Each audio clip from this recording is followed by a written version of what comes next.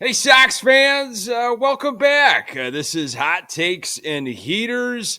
This is the MLB-centric podcast under the FutureSox umbrella. I am Nick Morawski. He is Danny Miller, our Chicago White Sox. They were rained out here on this Tuesday, April 15th. Got a doubleheader on the 16th on Wednesday. We'll push that Jonathan Cannon start, I believe, to one more day. Sox off to a historically bad start. We're going to get into some of that. Tommy Pham, Nick Nastrini, who looked pretty good on Monday. What is going on with the offense, lack thereof? Who's to blame? We'll talk a little Pedro Grifol because we love doing that. So much more. Jump on in the comments. Bring us all your good, bad, ugly. We love it, chopping it up here on Hot Takes and Heater. Danny Miller, good to talk to you, buddy. Yeah, it's good to be here. It's this Tuesday night. Unfortunately, we do not get a White Sox game. So the Tuesday winning streak is officially over. What was it?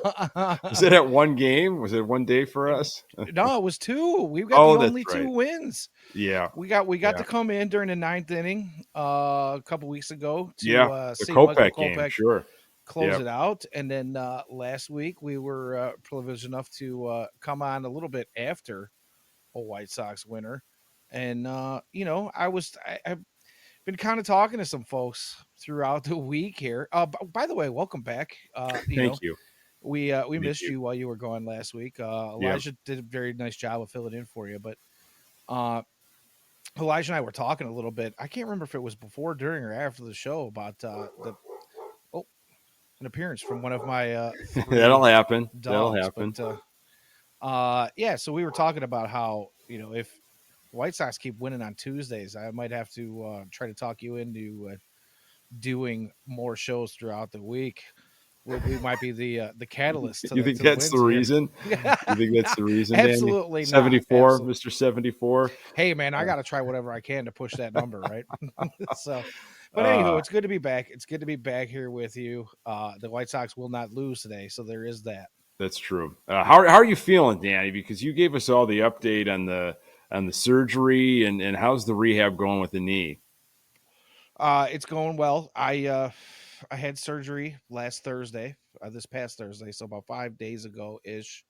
The first couple days were rough, as to be expected, but I'm healing up quite nicely. I've spent the better part of today on it, trying to just get some things done around here and getting to the point where I cannot stand to stare at the same four walls for too much longer. So, I found a reason to go to the local gas station here in Burbank and get myself a cup of coffee, not once but twice, even though we have coffee in the house. But it was a good enough excuse to get out and do something. But yeah, man, healing up nicely. Even thought about possibly going to see the doubleheader tomorrow, just because I'd like to be able to say I was there for Jonathan Cannon's first start. But what excites you about that, Danny? The Jonathan Cannon start. What gets your juices flowing?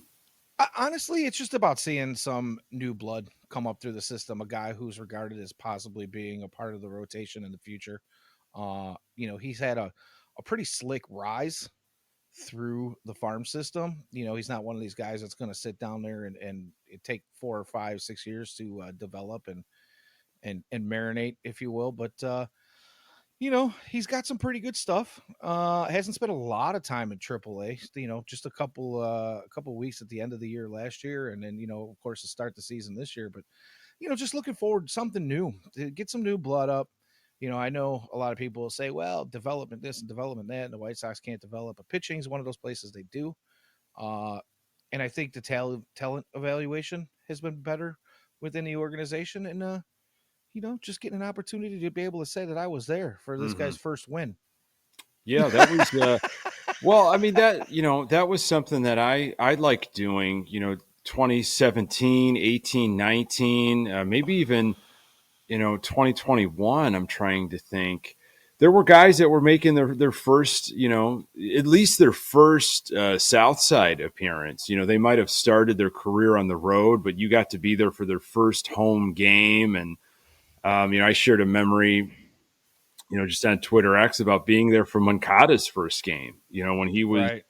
rumored to be called up. I had tickets actually for that game, so it just worked out. And the anticipation for that guy, working the count to get a walk and getting a standing ovation, from that, believe it or not. And here we are, not knowing what his future's like, if we're ever going to see him really play at the level in the small sample sizes that we've gotten to see. Will he ever do that again for us on the South side? That's to be determined. But Well, if you were to the believe Cannon, anything that Chris Getz says, no, I we don't. might see Moncada back, but Sure, it's the White Sox. yeah, Smoke and I mirrors wouldn't abound. read into that too much. So we got a question though about Cannon's, pitch mix here. Are you familiar? Can you speak logically on what you might get? What kind of arsenal Cannon has? Not a whole lot, to be honest with you. I know that he worked on developing some new pitches, a lot like Nastrini talked about yesterday, where he worked on some new grips, trying to dial some things in. Uh, I think the other guys at Future Sox would probably be the ones to be able to really kind of delve into that. Um, but the main thing that I know is that he kind of worked on command issues a little bit in the off season. Just being able to kind of get the right shape on some of his pitches. Not that he necessarily, doesn't hit the zone, but he wants to be able to really kind of refine some of those pitches. And I think, obviously the fact that he's even up here, and getting ready to have his first start with the White Sox tomorrow, is kind of a testament to him being able to do some of those things.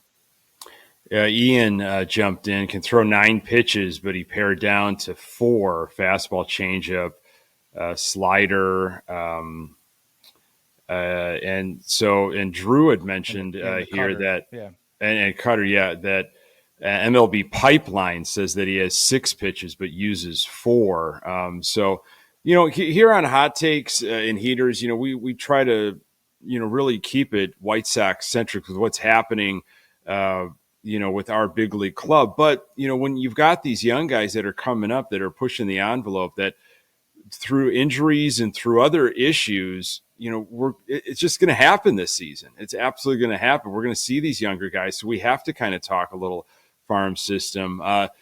Now, I want to get to all the, the nasty stuff and the bad stuff, because there's a lot of it, and we'll get to some other things. But Monday, Sox lost again to the Royals. I think the Sox are now 1-10 in the AL Central. Danny, the division that they coveted back in the fall, that has been something that they were glad to be in, from Jerry Reinsdorf's lips to Chris Getz's mind.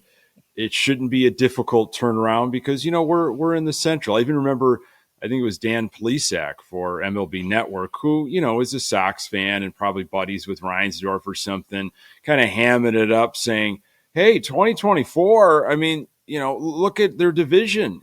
Between them and the Twins, they're the 2 teams that have money. They should be right up there in the top of the division." So again, jokes and all that fun stuff, and the reality sets in, because the Sox fans that have been following this team, they know, they've been watching what's been happening this offseason. But Monday, we got to see Nick Nastrini, and his family was there on the South Side, and he looked really sharp. I mean, I wouldn't say it was a Yeah. bad outing at all. I mean, 5 innings, 3 hits, 2 earned runs, a couple of walks, 5 strikeouts, gave up a home run.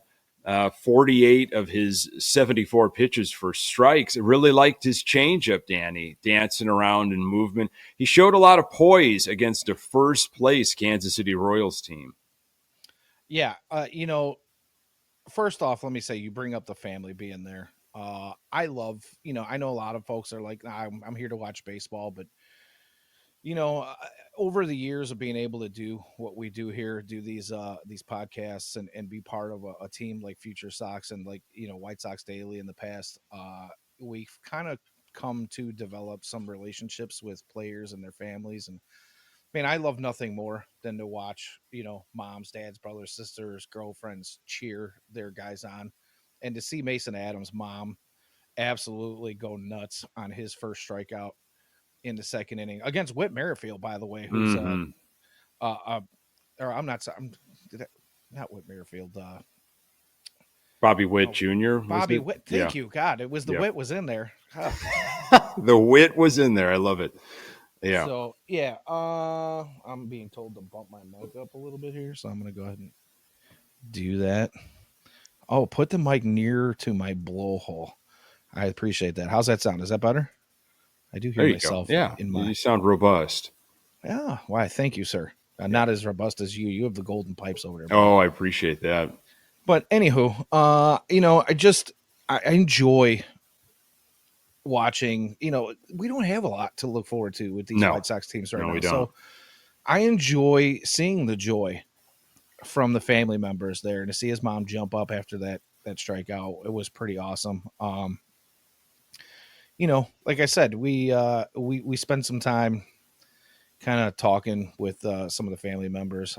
Mason Adams' mom has got to be probably my favorite. Brenda Adams is it's obvious she loves her kid. You know what I mean? And she's Right. his Sure. biggest cheerleader. So in those moments, it's just cool. But as far as his pitching performance went, he didn't really miss a whole lot. There might have been a couple of times, and when he did miss, he was still getting swing and miss. I mean, he had elite swing and miss yesterday. I'd like to see the Swords Mm-hmm. number that he had yesterday, but The I mean, home he run he was like, gave up though was middle that thing, and it yeah, had really no movement. That thing just got crushed. yeah. I mean, It'll and happen.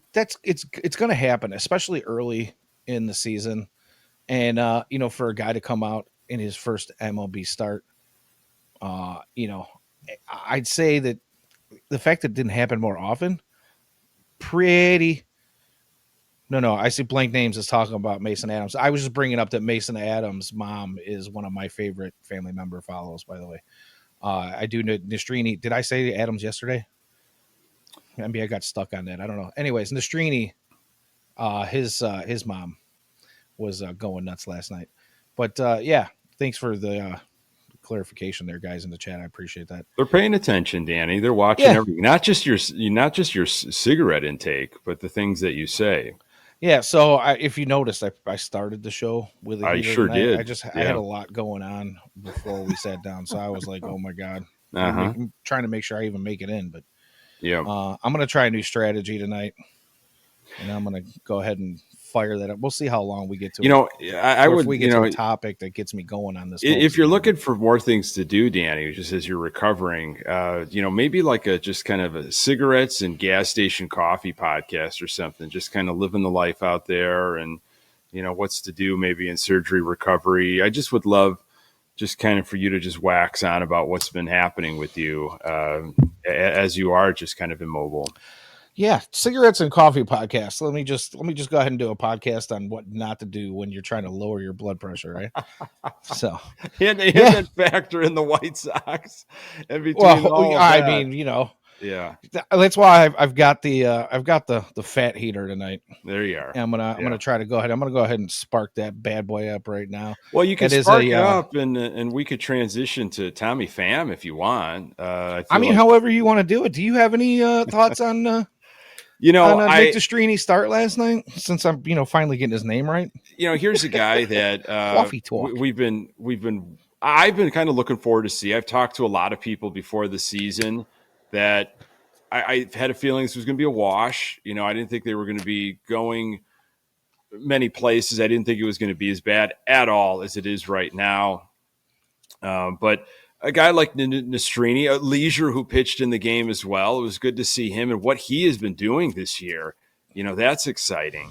So I liked his changeup. I liked the movement that he had. I liked his command. Again, against a team that's in first place right now. Whether they hang around and stick around, but any time you're having your debut, there are going to be butterflies. There's a lot going on. It doesn't have to be necessarily struggling against a first place team. It could be a last place team. It could be, but I liked what I saw, and it's again confidence to build off of. That we talk about that going way back to spring training, Danny, with Crochet's first outing, or maybe it was his second outing against the Dodgers. Again, spring training, but that's a tough Dodgers lineup. Crochet did very well for himself, and I thought that was going to be a good building block onto his future outings. So a good start for Nastrini, and unfortunately a loss, but it was kind of a Jose Quintana type of outing.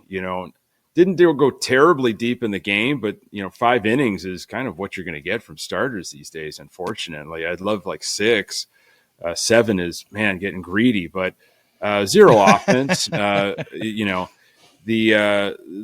how about this? The White Sox have hit 1 home run, Danny, in the last 9 games. 1 home run in the last 9 games. They have hit 3 in the last 13. The offensive numbers are just bottom of the barrel in all of MLB. The amount of times they've been shut out, and what I think troubles me so much is that the things that they were supposed to do, get on base, take extra bases, play fundamentally sound.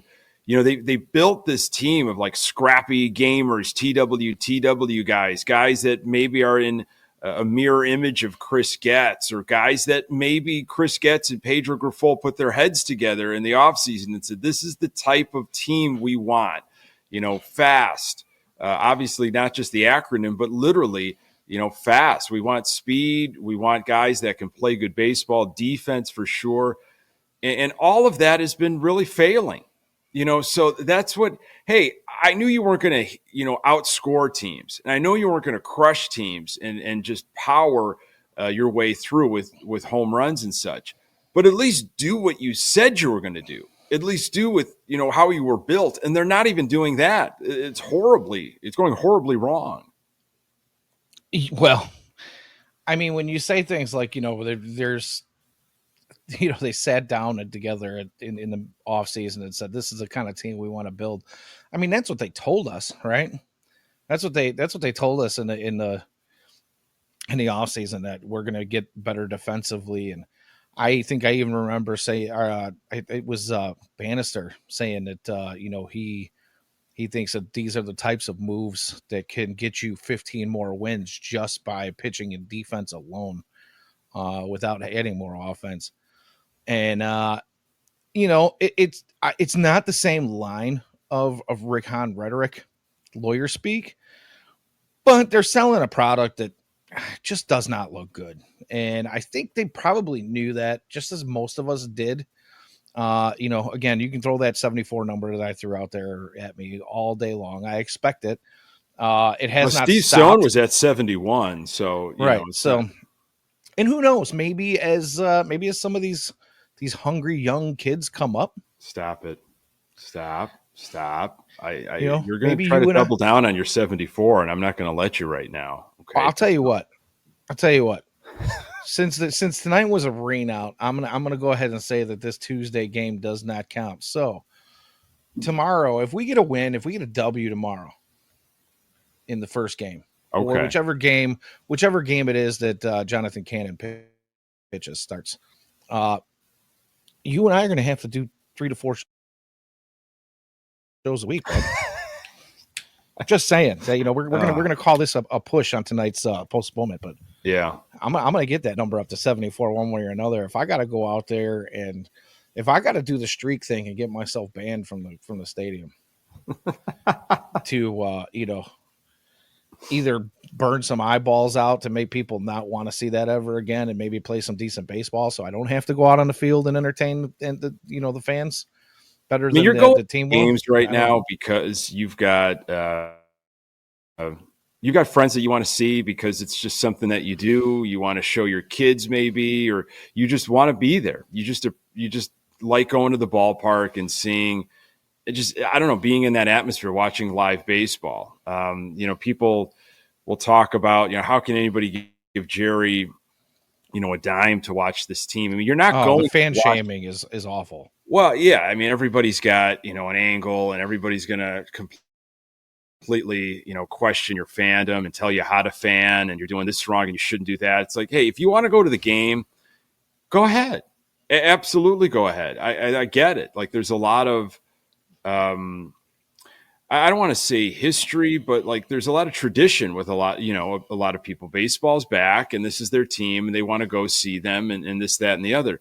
nobody's going there expecting a competitive baseball. And that's what No, the sad thing is. And, you probably saw AJ Brzezinski's rant on his thing, foul territory, and he went off and a he lot of said different some directions. he said some decent things. There was a couple of things in there that might not have been completely accurate, but I mean, he was at least throwing the sentiment of a big chunk of the fan base out But there. what I liked that one of the things that I liked that he said is, just come out and say you're going to suck at the beginning of this.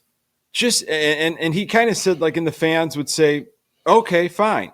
And I don't know if that's exactly true. I think there would still be a lot of pushback, and there would probably be problems with season tickets and all that other kind of stuff. And but at least be honest. Just be upfront. Like, this is going to be a painful year.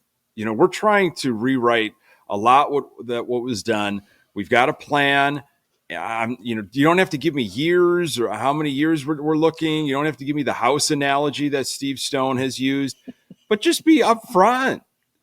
And I think you'll find that, yeah, we all saw what happened. We get it. It was a complete failure. The rebuild failed. You need to go in a different direction. Don't tell me you're going to be able to somehow be competitive in 2024, or you're going to sell me on Shoemaker and Lopez and this Pilar and this team that they've cobbled together with a starting rotation that has very little track record in MLB, a porous bullpen. And now you add all these injuries, which aren't terribly surprising because they're the same culprits year after year. Don't sell me on that. Just come out and say it. Fans, it's going to be a problem. It's going to be rough. Here's the thing. I don't know. I'm sure, as a matter of fact, I know there are some people in the chat right now that saw a little bit of a rant that happened between me and another guy last night. And I mean, this dude was like hell bent on trying to make me feel ridiculous. Now, on social media and on the old Twitter X. On the old Twitter X. I didn't see that. Just happened to, I made a little joke comment about, something completely unrelated, and this guy decided to jump in and say, hey, I hope all the fans do their job and just stop showing up and stop giving this dude a dime, yada yada yada. And I said, you know what, basically my response, because I can't stand the fan shaming. I get where your head's at, dude, don't get me wrong, and I understand that this is not something most people want to watch, but like you said, you want to go to the game, I don't believe that the attendance is going to change the way this organization operates that much. If you were dead last, they could think for themselves. Like, if they don't want to go to the game, I think honestly you're going to see more than the other side of that. You're going to see more people staying at home, being away from it, not wanting to spend money. No, that didn't. But that's their choice. It's like, if you want to go, I get it. I'll be at some games this season. Absolutely. I'll take my kid. I'm not going to deny him an experience of some baseball that I love, that my family loves, like this. And I shouldn't say the actual baseball, but, the organization, the entity that is the Chicago White Sox, that's in our blood. And we'll go experience that, a couple times this summer. But, I can't tell somebody you shouldn't do this, you shouldn't do that. But if you want to revolt, if you want to, chant, and that's the other thing. Oh, why are you chanting sell the team? He's not going to sell the team. Don't you know all the tax laws in Illinois and everything? There's no way he's going to ever want to sell the team. You're wasting your time. I don't necessarily think it's verbatim, literally sell the team. Now, I think a lot of people do feel that way, but I think, to me, though, as a fan, the sell the team is more of, you're a moron. You run this team incorrectly. You talk about doing right by the fans, but that's like way low on your priority list. You're a liar. You have different priorities than you say. You are not invested in building a winning team. You'd rather go try to get a new stadium instead of build an actual winning team, the way you should be doing it. You're lazy. Instead of going out to find the best general manager you possibly could, get the best organization in terms of the front office, you're lazy. And you just brought in Chris Getz, and he's lazy by keeping Pedro Grifol around. The sell the team stuff, I think, is cheap. more of just, yeah, exactly. It's just more of just a venting of, you know, you're doing it so wrong, and it starts at you. It starts at the top. It absolutely does. 100%. And like I said, I understand the sentiment behind that kind of that train of thought. I get that 100% wholeheartedly. I get that people are like, hey, you know what? Stop putting money in this guy's pocket because he obviously doesn't seem to care because he runs things so atrociously. But the thing is, you know what? My couple of dollars isn't going to make a drop in this guy's piggy bank. You know what I'm saying? If I decide to go. Now, when I was having this conversation, I was sitting comfortably in my yard watching the game. I'm not even at the game, right? Right. I'm just tired of people shaming other fans Yep. for going out to the ballpark. And then, you know, as Ian pointed out in the chat, this dude called me a coward. Well, I'm a coward for saying people should be able to spend their money however they want. And if this dude was like, you know, hey, you should stand for something for once in your life. Well, first of all, you know me zero, number one. Number two, if this is the one thing in your life that you're taking a stand on, you should probably reevaluate your life. And I don't think you should be sitting there analyzing where somebody takes their stances or not. For all they know, like, you've made other decisions, that you've got principles on, like, you know, how far or how little you want to pay attention to the Sox team, maybe monetarily or maybe time wise, you know, throughout your weekends and into the summer. You maybe have already made those decisions. You know, this is what's, you know, gets aggravating, especially as this team completely unravels, is like you start getting a lot of finger pointing within fans. Like there's these different cliques, these different pockets. And, you know, if someone wants to go, great. If someone doesn't, I get it too. You know, I've gone down my, you know, rabbit hole with season tickets, and I can't voluntarily, almost blindly, just give you money, a lot of money, for a product that I don't see you improving in. Now, Right. I'll still go to a few games, you know, because that's what I like to do. That's my team. But I can't make the big financial investment like I was making. And to me, it's like, sure, it's great to see people, friends at the ballpark, connect. I could go find that other ways. I could connect with them other ways, and it doesn't have to be a hangout at the ballpark. So that's just for me personally. You know, some of us, like you said, baseball is a large part of us since we were children, and to not go to a ball game just isn't in our vocabulary. Like you said, you know, okay, maybe I'm not going to spend money on season tickets. Maybe I'm not going to eat the ballpark food and spend a bunch of money on drinks, which I know you've gone dry here. Yeah. And good for you. You know, but a lot of folks will go out there and say, you know what, I'll pregame and I'll make sure I fill my belly before I go, but I'm going to go catch a ball game because it's part of who I am. And, you know, the thing is diehard Sox fans, a lot of folks are like, you know what, I'm not going to go drive to Milwaukee to catch a Brewers game. I'm not going to go to a Cubs game for sure. A lot of folks would say, you know, some folks don't care. I'm not a hater. I don't care. Do what you want to do. But the thing is don't tell me not to, don't go to the ballpark. Don't spend your money.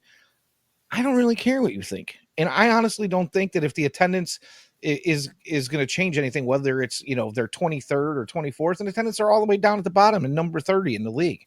I really honestly don't think the way it changes anything on how Jerry operates. Because the thought process to some of these people is, well, if we make them dead last, one, he's either going to go broke, not going to happen, or two, they're going to, you know, forcibly change the organization to go in a different direction. And that also is not going to happen with lack of attendance. It's just not going to. In Chicago, you know, it's like, how could you even entertain taking a team out of Chicago? I get that there are two teams in Chicago, but we've been dealing with this for over 120 years. I mean, it's Chicago. That's what you can't, it's just tough to sometimes wrap my brain around, like the other markets outside, because you're so associated with Chicago, whether you live it or in the Chicagoland area. I mean, there are some small markets, and you really think you're going to take a team out of Chicago and try to reproduce or try to make some magic happen? I don't know. I think a lot of cities, I can't speak for them, but I would think of Nashville wants something organic. Like we want our own team. We want to start our own kind of franchise. And that might be the case for other cities. I'm not sure.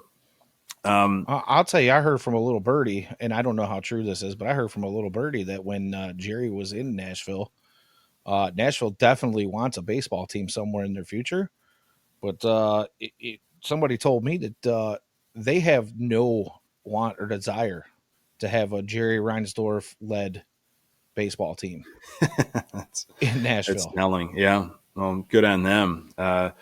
Yeah, it's frustrating. I think you're going to have obviously the diehards, the ones that, they're always going to go. They're just always going to go throughout the summer. I think what you would lose with how bad this team is, you're going to lose maybe a lot of the walk-ups. You're going to lose the ones that get caught up in the hysteria. When a team gets good, the casual fan, and I'm not trying to nitpick anybody's fandom or whatever, but you know, it happened with the Blackhawks. It's happened when, the Bulls have had their stints here and there, few and far between since Jordan left, where a team gets hot, there's just a craze. We're all talking about it. And you're just, I want to check in on what's going on with this team. I want to see these superstars. I want to see this magic that's happening. There's going to be none of that. So you're going to lose a lot of that. Just, hey, I was wondering what to do this weekend. And, I think, they're in town. Like, let's go. It's a nice weekend. That's where you're going to really see it. Yeah. And, that has nothing to do with, being a Chicago fan or a White Sox fan. That's just general hysteria, right? That's humanity in sports. That's social. Right. That's, any sports team that is successful society and sees an increased run of success is going to see an increased number of fans and attendance and memorabilia sales and the whole 9 yards. So some folks will say, well, White Sox fans are smart for not going to a game when the product isn't that great, and that's why attendance is down. And others will say, well, White Sox fans just suck. And you know what? I don't really care what the reasoning is. I'm just not going to tell people how to spend their money. I used to get into those heated arguments back and forth, especially with Cub fans. That wasted a lot of my 20s, just getting in heated battles in person, whatever. I mean, social media wasn't around, so it was a lot of in person at bars and at games, and it was bad, and it's just like it's two brick walls trying to yell at each other. Nothing was getting done. It's you have your beliefs, I have mine, and we're not really going to do any change here. And online, on Twitter X or wherever, it's tough, man. It's tough to have those conversations where you find any respectful common ground. It's rare. There's just a lot of people slinging things out, knowing that they can do that because there's no consequences. Speaking of consequences, this Sox team, 2-14, I think minus 53 run diff. I mean, a lot of these numbers on base percentage, runs scored, all this stuff, lowest, you're going to find in all of baseball, not just the American League. Worst start in franchise history.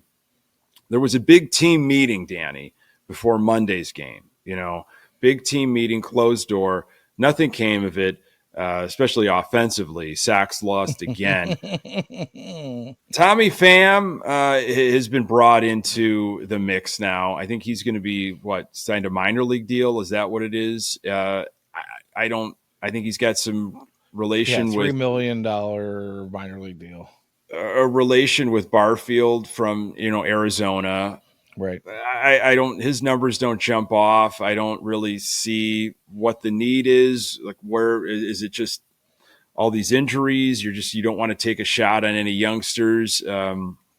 Obviously Colas has been kicked around so many times. He doesn't know where he's at. But here he is. We'll see what we get out of Tommy Pham. But I guess I want to come to and get your thoughts on this, because I saw a lot of this from other Sox fans recently, and it all comes around with Pedro Grifol. I've given Pedro Grifol such a difficult time. I don't think he was ever the right hire at the beginning. And as more things have been figured out and who really made that hiring and, how that came to be. And I struggle to listen to him. It's comical, his printed quotes. I use them quite frequently on Good Guys Talk Back on Sunday nights, as others kick him around. And he hasn't shown me anything at all, anything different from what we were seeing last year. And last year, well, he got dealt a team that maybe he just couldn't manage. Too many veterans. He expected something different. He just didn't know how to get it back on the rails. Okay, he's going to put this new thing in place, working with Getz closely. We'll get the type of team that we think that I can maybe manage and the style of play I want. And, I'll be able to command things a little bit more in terms of leadership. And I just haven't seen the little stuff, just sloppy baseball, mental lapses, all that kind of thing. So the fire Grifol stuff, is what I ultimately want to get at. Now, I understand that firing Pedro Grifol is not going to immediately produce win. It might not affect the wins and losses very much. My thing is if you seriously as an organization look yourself in a mirror, and why start now, right? That's the big kind of like, why would they really look at themselves now and be honest? But if Chris Getz has a conversation with Reinsdorf and they say, I mean, look, Grifol's not the long-term guy. He's not the guy that we really want in place. We're not really sure who that is, but we know it's not Grifol. And if he's doing more harm than good, which I feel that's the case, then get him out of here. Just get him out of here, cut the fat, get rid of the dead weight, and let Montoya manage and do whatever he can do. That's where I don't understand why people are like, well, why? What's the point of even firing? Nothing's going to change. If you think one little ounce of change can happen because you don't see Pedro Grifol as your future, then you got to get rid of him.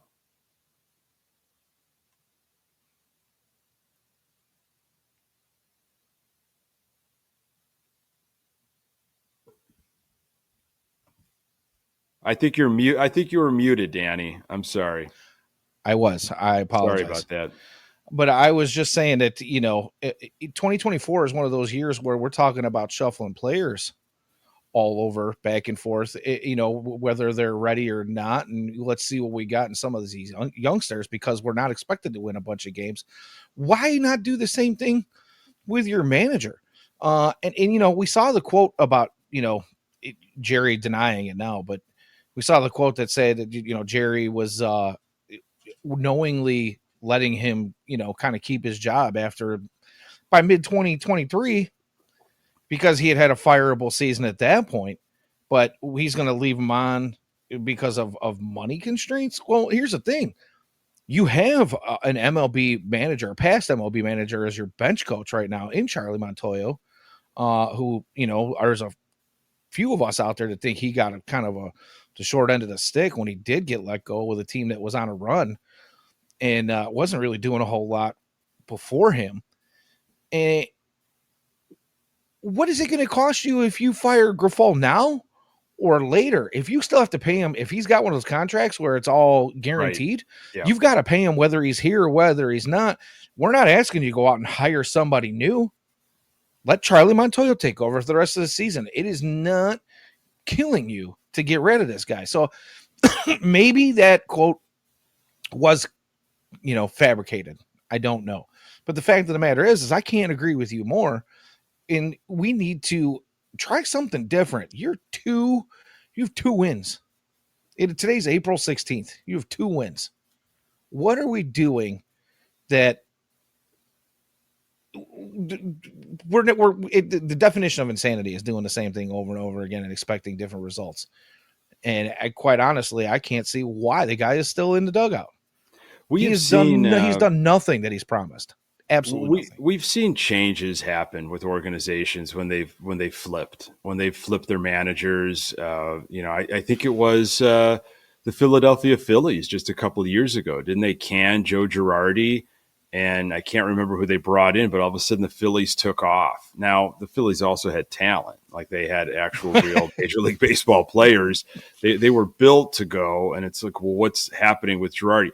What I'm saying is, like, however this team was supposed to play, as I said at the top of the show, I haven't even seen that. I'm not expecting home runs galore. I'm not expecting, amazing pitching performances, because we don't have the horses for that. But the bare minimum that they said that they were going to do, they're not even doing that. So Right. you got to really look at yourselves as an organization, which the Sox don't do well. They do not self-evaluate very well at all.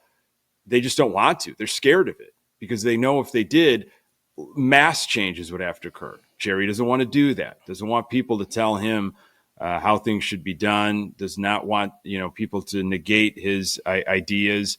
It's his insular. It's his little mom and pop family. These people that have been around in the same positions for years and years and years. So the joke is, how do you not even explore other options outside of Pedro Grifol after last year? How do you say that this guy is safe? Is this truly the guy you want leading this ball club when they do maybe have the horses and they can compete? I'm shocked if that really is the answer. I just don't see it. So if there is a doubt in your mind and you're saying, look, Pedro, guy, I knew it was going to be bad, but you haven't been able to get anything going that we talked about, that we planned. I'm sorry, you're out, and it's just, I know you didn't have like an all-star team. I know there's been injuries, but you can even be frank with them. You're not the future, okay? You were kind of like here as a little placeholder. So once, and anything in life, once you know what you want your future to be, you want to start putting that in place right away. You just don't want to like procrastinate. So look, if you can say to yourself, he's not the guy down the road, then man, cut bait now. Yeah. Well, this is, I feel like, kind of hearkening back to things that we'd seen in the past. We go back to, Ricky Renteria and TLR, even, where, fans were calling for those guys' heads. Ricky Renteria doesn't look so bad right now, right? Oh my goodness, But, bring him back, please. His in-game management wasn't exactly the greatest, but the players seemed to respect him, and they went out there and they hustled every day, and they did the little things that Pedro Grifol has been telling us he's going to get going for this White Sox team that isn't happening still to this day when we're talking about fundamentals of defense. And Renteria was a former manager. He didn't have a ton of experience, but he was with the Cubs. I believe was he a bench coach with the San Diego Padres before he was brought over to be Robin's bench coach? I mean, he was around in the managerial role before. And I get it. Pedro has held a lot of different positions with the Royals, and his resume is deep, but it just looks like he is way out of his element. And he knows, he's got to know that if he gets canned, when he gets canned, who is touching Pedro Grifol and asking him, hey, we need you to be our manager? I mean, yeah, and that's the thing. He may end up in baseball somewhere, after this stint with the White Sox, at the helm here, but there's nobody that's going to offer him a managerial position. I don't think there's anybody out there that's that crazy. And the fact that, you talk about him only being a placeholder and not really having the talent. But the thing is we talked about, again, going back to Tony La Russa and Ricky Renteria, we all wanted, as Sox fans, wanted to see them get into a habit of knowing what it takes to win and getting into the right mind frame and just being. I wanted a machine to be built, an absolute plug and chug machine. And it's not happening right now. It's not. That was my issue, Danny, with you got to set a precedence. La Russa was, I knew he wasn't a long-term solution. I just knew it. You're bringing in La Russa almost as a reactionary thing. Jerry's forcing this because he thinks, whether you believe he's trying to right or wrong or not from back in the 80s, or that's his mentality of, we got to get past the hump. The only guy to do it is La Russa. Like, he's the guy. That's how he thinks in that archaic way. And okay, no disrespect to La Russa's resume and everything he's done in baseball. And hey, he took the Sox in 2021 to win a division, but that's not what this team was built going into. It was not supposed to just win a division and one playoff game. Like, we were supposed to be, in the pennant, in the ALCS, winning a pennant, going to the World Series, winning a World Series. So I thought, like, well, that's a little short-sighted to bring in La Russa, which probably was only going to be for a couple of years. It was supposed to be a 3-year deal, and after a year and a half, for health reasons, he was out. So now you got to start this all over again and kind of get things going and get this machine with a new manager. It's like, why not do that after Renteria? If you really were going to let Renteria go, get a guy that you thought could be around for 6-7 years to really, build something. That's where I had the issue.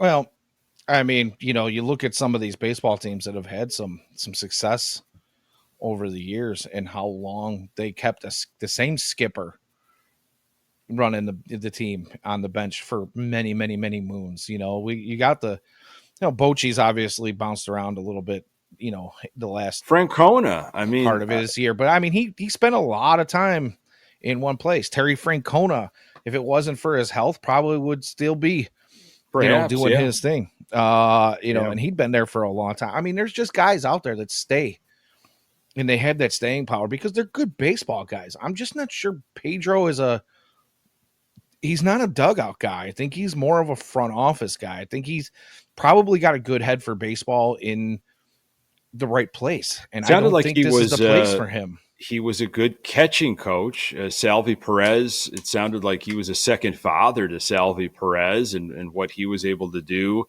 Usually catchers make good managers. Baseball family. So that's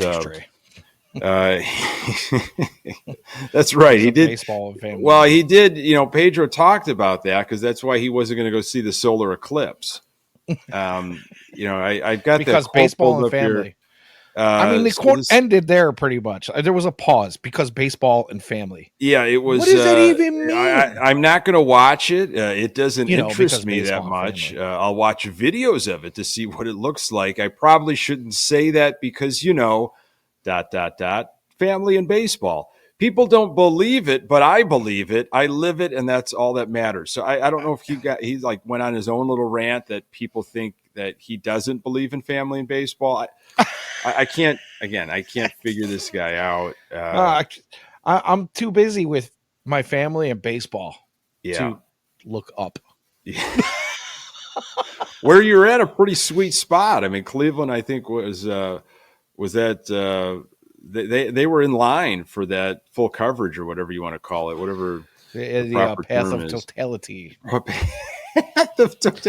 Danny, I'll tell you what, man. I got to apologize to you because if someone said to me, "Will Danny know the term full totality?" I would have said no. I'll bet you money that he doesn't know that. Thanks, man. Thanks. I love you, buddy. I love you, but I just didn't think. I finished 7th grade, bro. No, I'm kidding. But yeah. I feel like everything is the path of totality for the White Sox here lately. Totality in just lack of. Danny, is the Andrew Benintendi contract the worst contract in White Sox history? I know that's a tough on the spot, but Pat and I tried to kick it around a little bit on Sunday, and great show the other night. By the way, I appreciate it. Thank you for jumping in, and there we go, man. You're ripping, you're bouncing, you're bebopping. You brought up Benintendi and a freaking contract, and now I gotta put the cigar down. I've had a time to kind of think a little bit. John Danks was getting talked about in the chat on Sunday, and that no, I know. I'm just kidding. What about Danks? That was a crazy contract. You give up on Burley and you throw that contract at Danks, and after coming, I think he had an injury-prone year, and he still got that money he got, and he definitely didn't live out that contract. I don't think. That was tough. I was also thinking about the Adam Dunn contract. Do you specifically know a lot of like, because a lot of that era, that Robin Ventura era, that was kind of foggy. I know Dunn had 1 year where he was just mashing, but for the most of that I believe it contract, was I the thought it first was just season, pretty garbage. or maybe the second year he was here. The second year he was here, he started out hot and he kind of fizzled at the end. But yeah, I remember that he did have. If you look at the numbers overall in the season, it wasn't terrible. Yeah. But yeah, it felt like during that time there was, it was probably a 6 or 8, maybe 10 year period there where it felt like we were signing these guys from other places that could play first base and DH a little bit. You could throw LaRoche in there, Oh, even dear where Lord. you Yeah. get these. Tommy was really the only one that worked out, had some good seasons here, until you had a Legend. little You bit. mean White Sox legend Jim Hey, Thome? I'm listen, sorry. I mean, he was, he did most of his damage in other places in his career, Mhm. but he did not have a bad He time here in the South he Side had until he had some some injuries. historical moments He in a White did Sox indeed. uniform. Yeah. But I mean, you look at some of those contracts and you go, "What on earth?" But that Dallas was, Keuchel. Would you put Dallas Keuchel as a just a horrible contract? I kinda. I mean, again, he didn't start off all that bad, but didn't really ever turn into the Dallas Keuchel that he was before coming here. Uh, I would kind of throw that one out there. But I I mean, always Benintendi, though, I mean, Yeah, it's the Benintendi highest is just contract in White Sox history.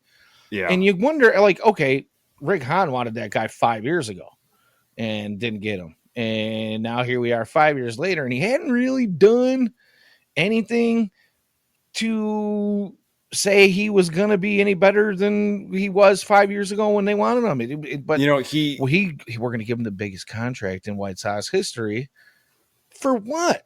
You had yeah, all I these other mean guys on your team, and all these other guys you could have went after, but they you they had to needed have a Andrew they needed a Benintendi. left fielder, and I think they needed a left-handed bat, and they passed up on a couple other guys. And I thought that it was gonna it was it, I thought there was a high probability it was going to be Benintendi because of the Royals connection. Pedro being first-time manager, maybe he said, you know what, if you're looking at a guy, I'd love to get this guy in, and they were like, sure. Should we give him a ton of money? And Pedro's like, yes, give him the highest contract ever. And that's probably how that went.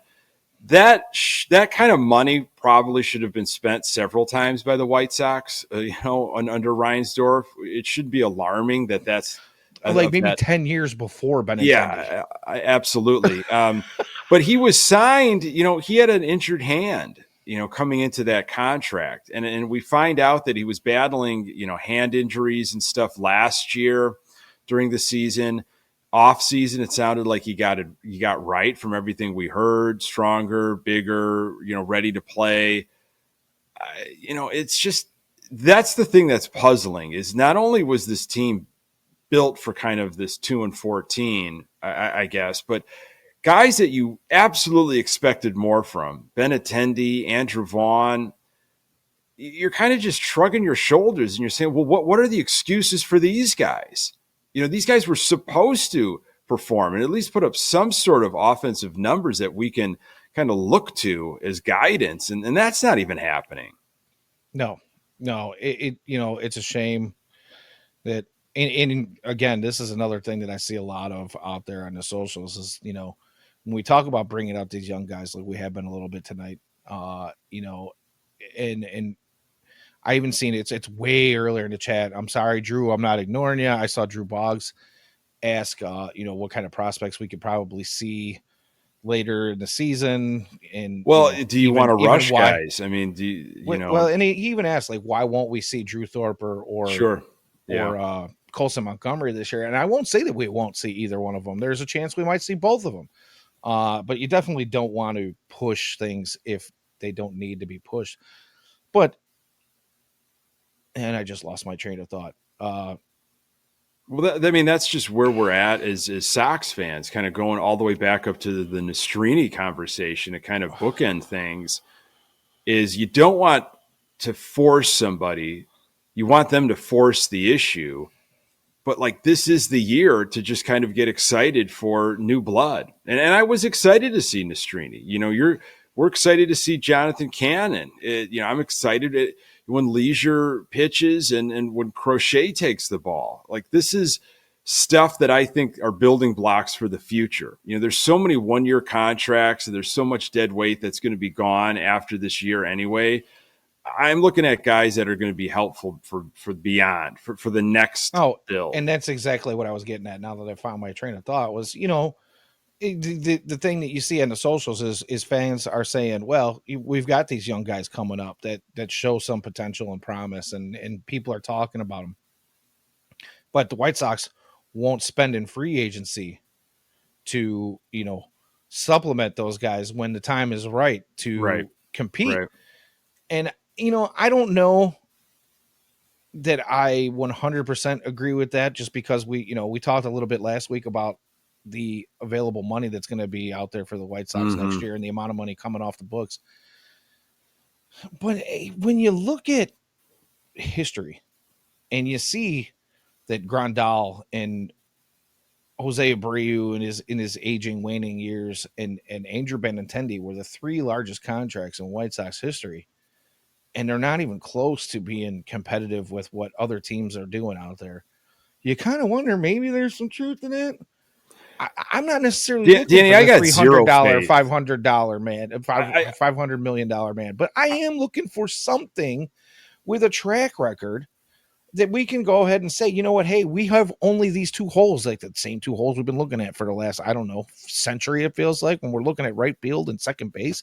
When we get to that moment of competition and thinking we can actually take the Central and maybe go deep into the playoffs if we had a right fielder and a second baseman, I just don't see them. They haven't done it. They won't do it. There's this propensity you can't expect it to not go out and sign the complementary players that you need for all these young guys that are coming up. And we can talk about Mike Shirley and his drafts and talent evaluation until we're blue in the face, because I honestly think the 2022 draft looks like it could be a monster. There's a lot of names in that draft and that came off the board in that room that could be contributors to this White Sox team. But if you can't give me anything to supplement those guys, then what are we doing here, man? Yeah, no, I agree with you 100%. I mean, I don't have any faith that they'll put the finishing pieces in place when the time is right, just because there is no track record that they've done it before.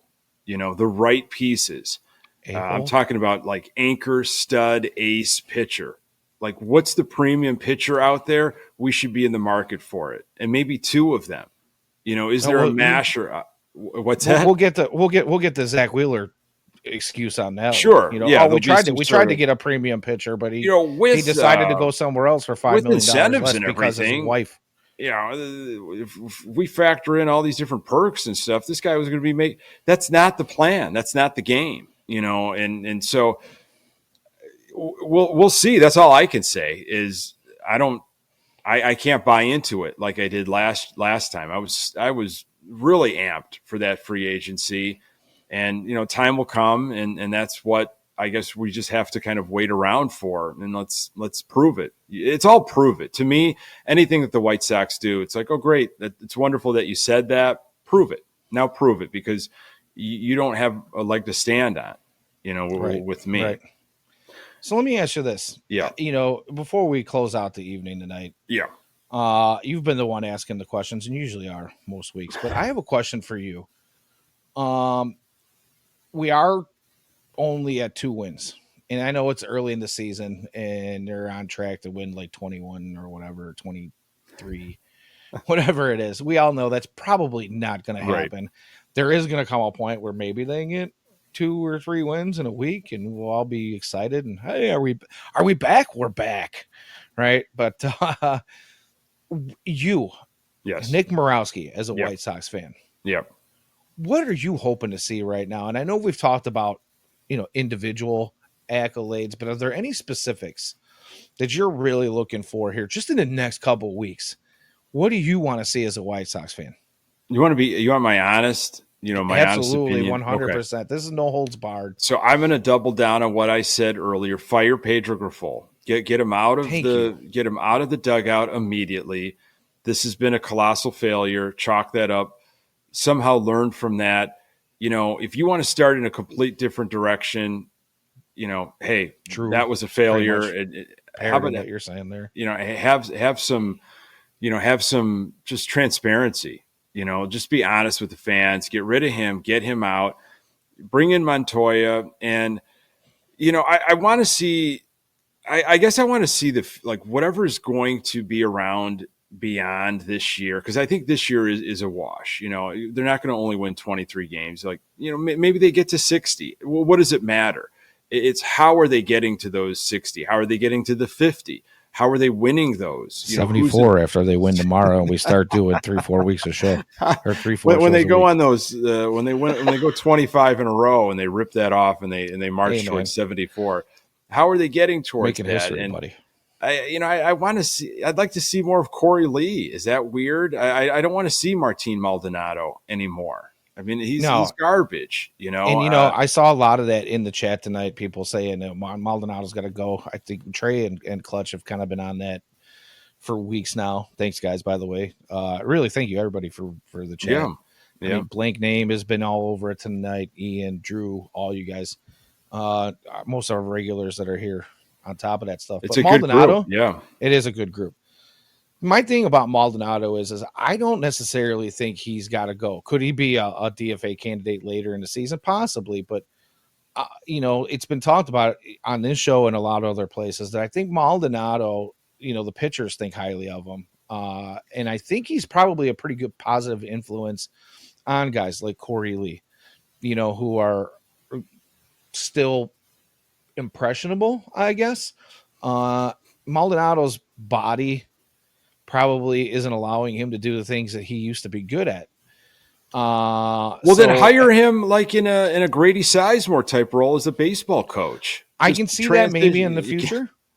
I wouldn't be mad about it, honestly. The thing is I'm not sure I'm ready to DFA him and leave him with a sour taste in his mouth.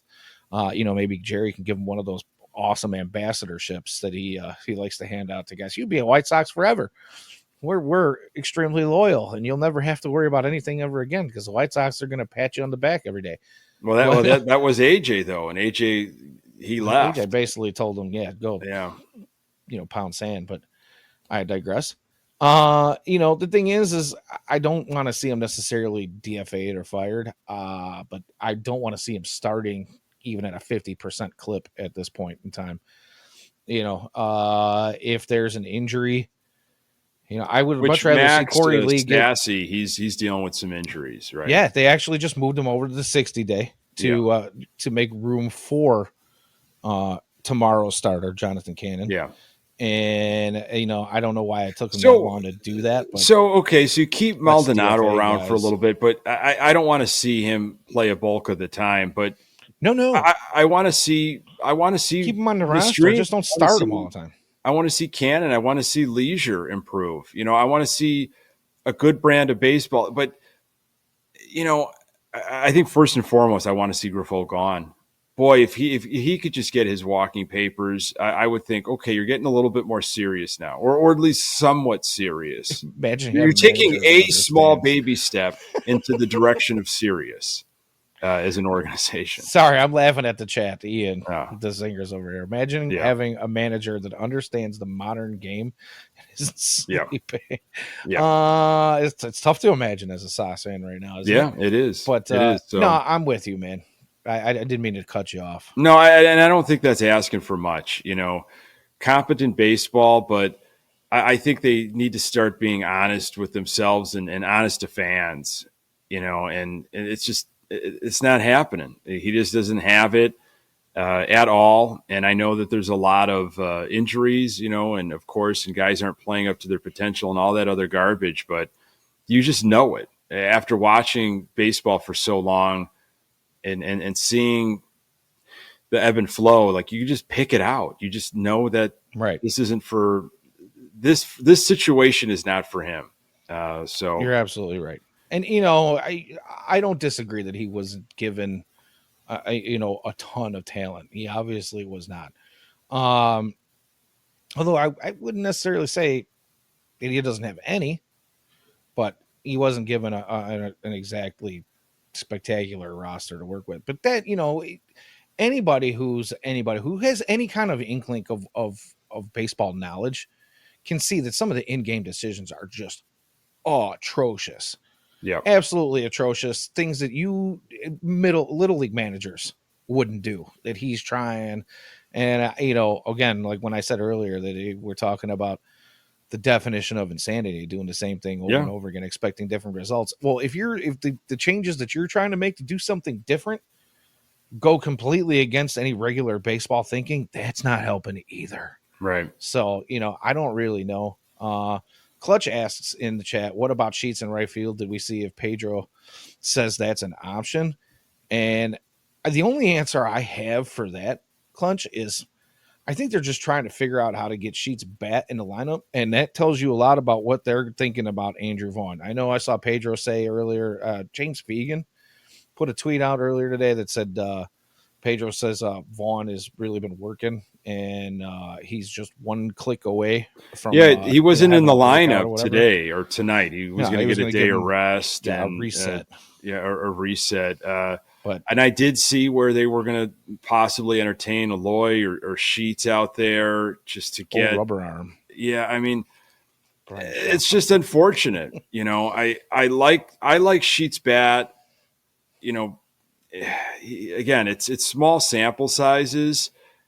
I just don't see it in regularity, and I think that goes in hand with the amount of playing time or the lack thereof. It's like, how do you use Sheets? I think the Sox have not been able to figure that out because of the log jam that they've had in similar situations, the hybrids, the first base DHs that they've tried to force into different ways because they haven't been honest with themselves in roster construction during the offseason.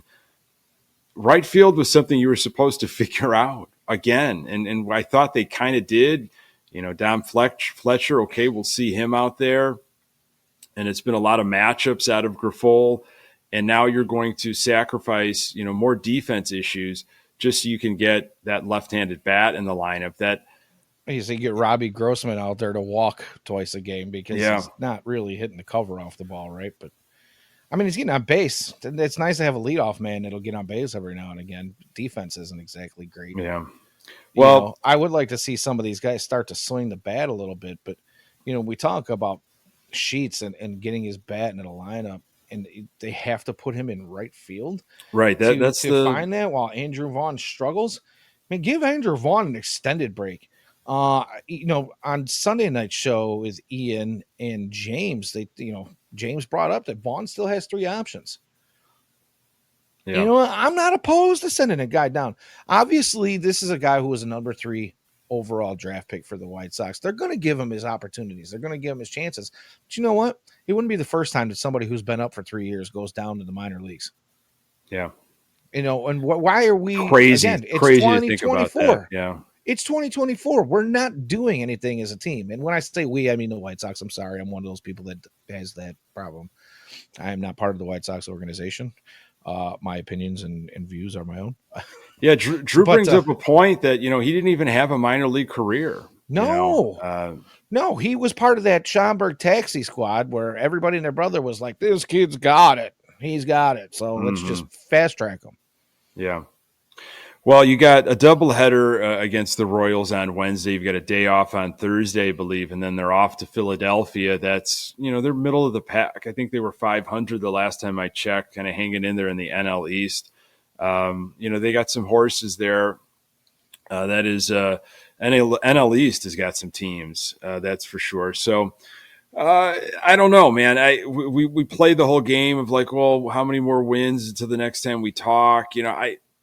I don't know. It's just they'll you'll win accidentally from time to time. I think it depends on what kind of starting pitching they get.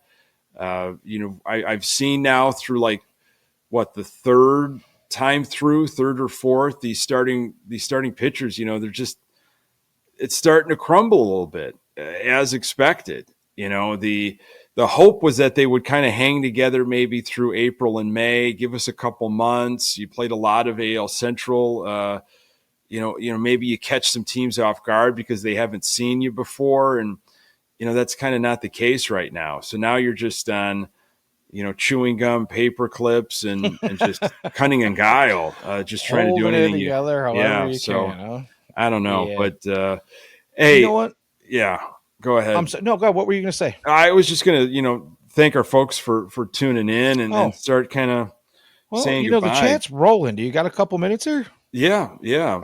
Obviously these guys have been bringing it up in the chat. I just wanted to, and we won't spend a ton of time on this because, it's low hanging fruit. But I'm sure you saw, and I know you saw because I sent the photo to you. But the tweet I put out earlier, again, tweeted out originally by James Fagan, the Yeah. White Sox schedule for today and all the optional stuff. Do you want to You know, discuss that at all? Like I that said, it's that's low I hanging looked fruit, at but some of the times of it and it was a little strange. Like the stretching was what, 3 hours before game, 2.5 hours before a game. There was an optional stretch. Like what is happening? Like, is that something, hey, we get to the ballpark and you can come to our team stretch and then go about your business and do whatever you're going to do baseball activity wise, and then we're going to have another team stretch, as a lot of people see on the field. If you're watching live, if you're there in person, right. they've got that team stretch going on. They've got trainers out there and all the big rubber bands. You and I were talking along with, Ian, just in text and stuff, just from going back to our former just playing days, high school, college, whatever it is, even a little bit beyond. I mean, there was no optional stretching ever. It was, we're all doing a team stretch right like when we get off the bus, like right when we're all together. And then you had your outfielders, your pitchers, your infielders, they might break up and do some other, maybe more specific stretches to whatever they're really doing. And of course, the pitchers, especially the starting pitcher, was on their own kind of world. You almost didn't talk to them. They were with a pitching coach. I remember just working on my own stuff and however I needed to get prepared for the game. But the amount of optional things, like the hitting, the cages, like optional, that was alarming to me. Is that how it is in other baseball organizations? It's just Well, shocking. and that's the thing, James, I guess it was put out there that uh is it the White Sox asked James to take that picture down, but once it's out there, it's out there. The It's internet out never there. Yeah. forgets. Yeah. So whatever, but he put out that a follow up tweet like, hey, just want to basically full disclosure type of thing, like that optional stretching is not uncommon. They do a pregame stretch, like you said, before the game starts that we see. But It's just not a when I good was look for a playing, 2-14 team, well, you know what? I mean, and again, I never played it at the major league level. Of I'm not course. somebody who's going to claim to know how they do things, but I played at some pretty high levels of baseball, and I never saw a schedule that even had the word optional on it. There was nothing ever posted in our locker room, our clubhouse. There was never a team meeting that said, hey, you guys can come to this if you want, but if you don't, go do whatever the hell you want to do that day. Never seen anything like that in my time. Yeah. And it's just shocking to me. Again, and you and I are both pitchers. Mm-hmm. I've done some work out of the pen and as a starter. Yeah, I as My well. Yeah. time as a starter was like you said, you spend, maybe 3-4 hours before the game. I was spending some one-on-one time with my starting catcher or maybe 2-on-1, I guess, and one of the pitching staff coaches, whether it be the main pitching coach or one of the other guys. But, you kind of go through where your head's at. Mm-hmm. You're looking at the opposing lineup. You're doing all those things. I never once heard of a team that didn't have a team stretch, and there are other teams that, you might break off into your groups, like you said. I've seen it, and our teams did it. But that was usually like, hey, let's go out and throw some catch. Like even on this thing, playing catch was an optional word. Right, I was right, right. never an option for us. You either now, whether or not that means pregame or like hours before, I don't really know. This schedule is kind of a little uh, indiscriminate. There are times down there, and whether or not there are other stretches pregame, for whatever reason, those aren't actually on this schedule. They're not pictured. So why do we need times for everything else for everybody to be out there? We don't need times for the stuff that's actually required. Yeah, So it's I just a don't know bad, how I bad buy that. look. I don't know Bad how much I look. buy it. You know, I mean, what if it means something? It doesn't mean anything. Just to see that many optional things for a 2-14 team, and the optional stuff, you know, fielding, catching, hitting. Those are the things that we're failing at. So you don't want to Starters see that. stretch at 245. The Yeah, starting pitchers stretch at 245 for a 640 start. that is odd. 4 hours before That's the game. really odd because you're not. I mean, you are not ramping up anywhere close to that. You know, leading up to that. I just, I don't, maybe, I don't know. Maybe you're playing a little bit of light catch or you're working on some like just mechanical hitting some spots here and there. But you know it. Once you get ramped up, it's kind of, I don't want to say dangerous, but it's difficult then to start cooling down and then having to get ramped back up again. You know, that can do I some mean, you serious see it shoulder and arm issues. in a long inning. In a long inning, Yeah. I've gotten up and I felt like, oh man, I'm starting to stiffen up already. Yeah. I mean, You were there going to would be go four times where hours.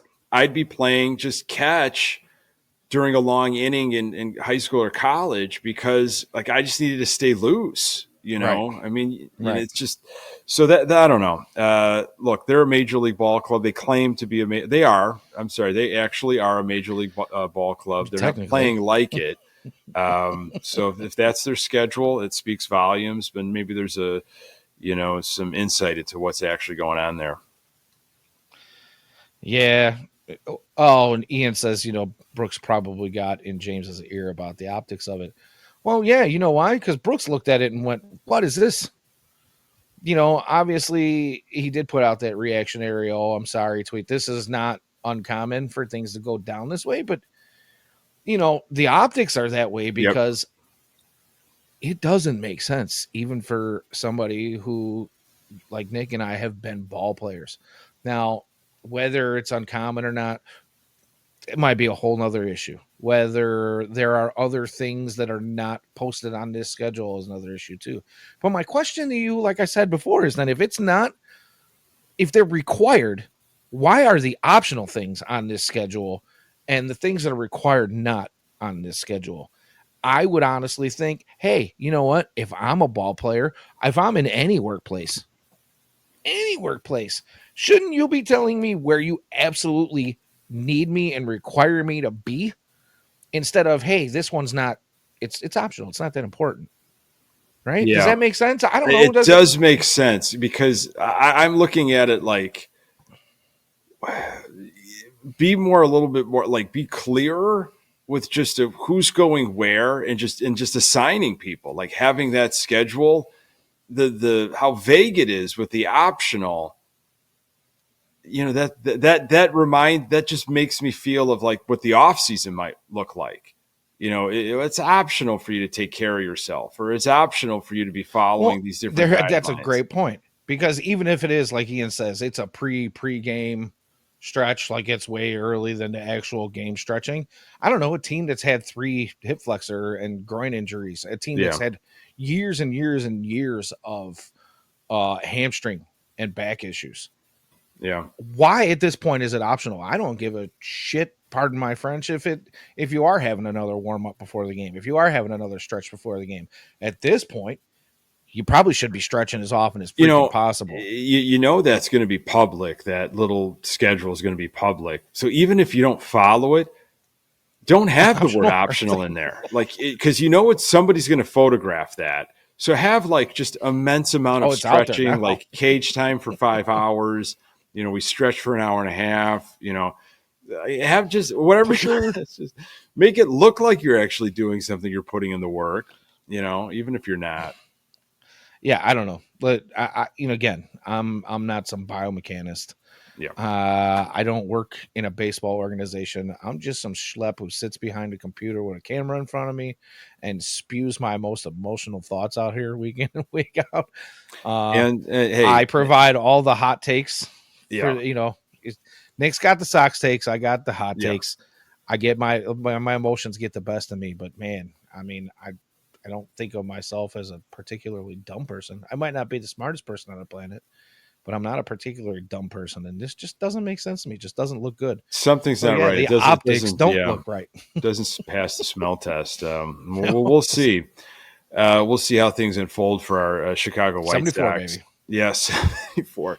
As always, thank you so much, folks, joining us live. Loved all the chat. Loved the comments. Fueling the show. We appreciate it. Pass it along to other Sox fans in your life. FutureSox.net. You can find the audio absolutely everywhere you find your podcasts, and subscribe and check us out on the Future Sox YouTube channel. For Danny Meller, I am Nick Borowski. Until next time, go Sox.